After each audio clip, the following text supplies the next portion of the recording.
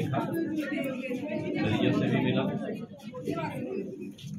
मुझे क्षेत्रीय विधायक जी ने बताया कि अभी कुछ समय पहले यहाँ से बहुत सी सुविधाएं बढ़ाई गई हैं, पहले से स्थिति हुई है।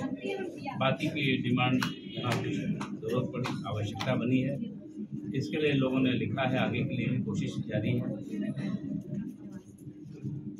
मैं समझता हूँ कि इतने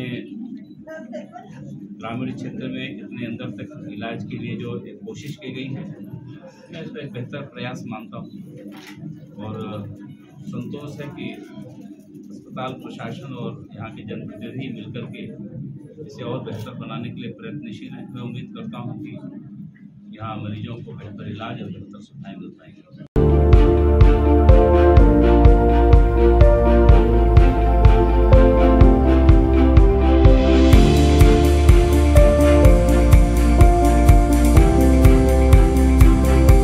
লামনিং পদপন করে দেখা যাবে সমগ্র লামনিংবাসী ৰাইজৰে পেলাই তেওঁ আন্তৰিক শ্ৰদ্ধাভক্তি জ্ঞাপন কৰিলোঁ।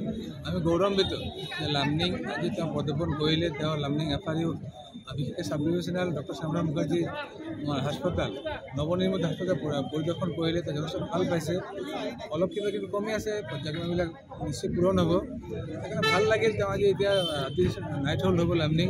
মহাকালি তেওঁ আমাৰ মহাকালী মন্দিৰ পৰিদৰ্শন কৰিব, সেৱা ল'ব আৰু এটা তেওঁ কিবা ৰিলেটিভ আছে, তেওঁ যাব চাগে। অভাৰঅল এটা ৰাজ্যৰ গভৰ্ণৰ যেতিয়া যায়, এই মানে মই ভাবোঁ এই সমষ্টিক অঞ্চলত এই ৰাজ্য এটা গৌৰৱময় দিন হয়।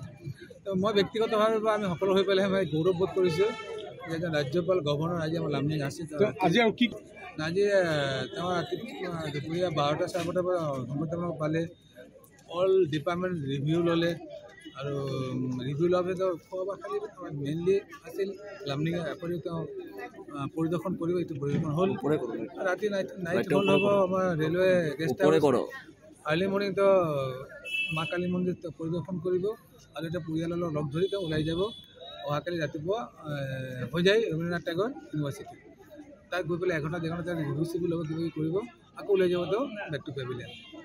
যিকোনো খবৰৰ বাবে যোগাযোগ কৰক 7099017330 লগতে 7099017110 নম্বৰত।